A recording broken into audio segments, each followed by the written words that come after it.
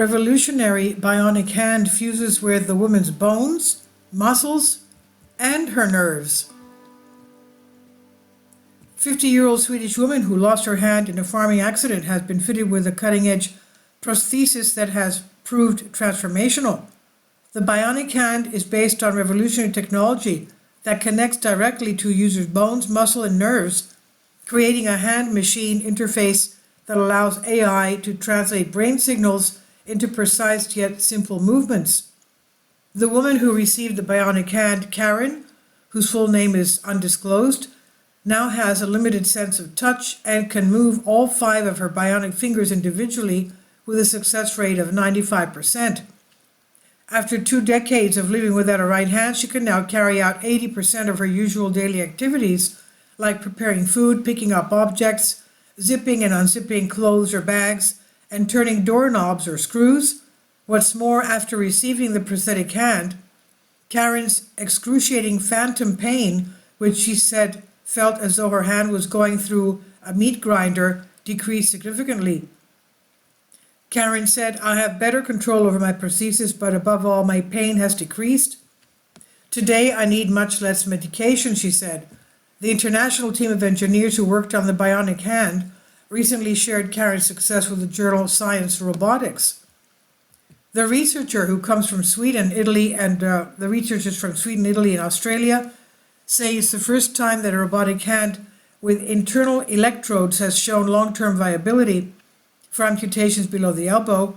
The fact that Karin has been able to use her prosthesis comfortably and effectively in daily activities for years is a promising treatment to the potential life-changing capabilities of this novel technology for individuals facing limb loss, says robotic engineer Max Ortiz-Catalan, who led the research at the Bionics Institute in Melbourne, Australia, and the Center for Bionics and Pain Research in Sweden, which he helped found.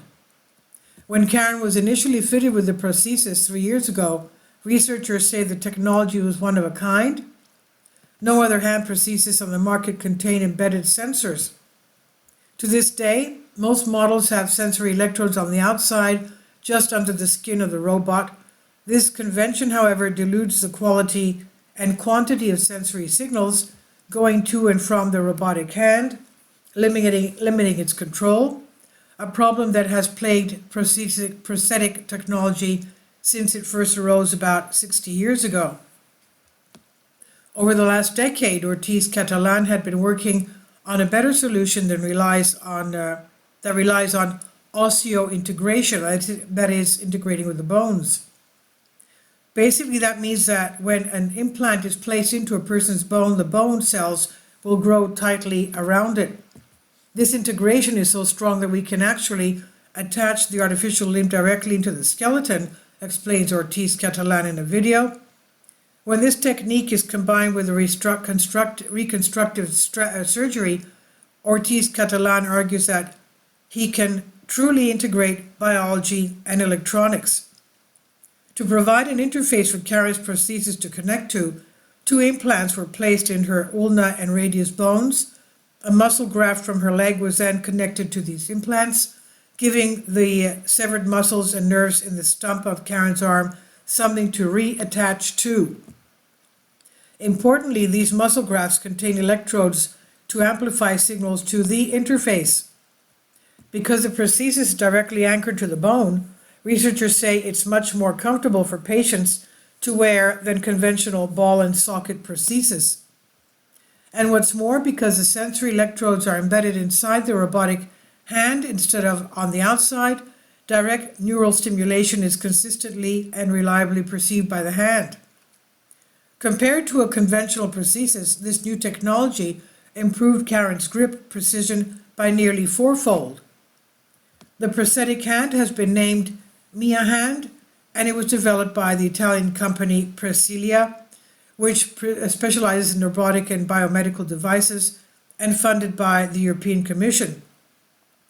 We at the Bionics Institute are excited by what Professor Ortiz-Catalan and his team of collaborators have achieved to date, and by their ongoing development of next-generation bionic limb technology, particularly in the light of its potential to assist with phantom limb pain relief, says the Institute CEO Robert Klupacs. Ortiz Catalan is now working in Ukraine to provide expertise to amputees there. The study was published in Science Robotics, and this is on Science Alert by Carly Casella. Please leave your comments, and thank you for your support. Please support my Patreon account. The daily posts are 5 videos daily, and they are totally different from what I have on my YouTube channel. Thank you so much for your support and that you find all my content so interesting. You'll find the Patreon account details in the description box below.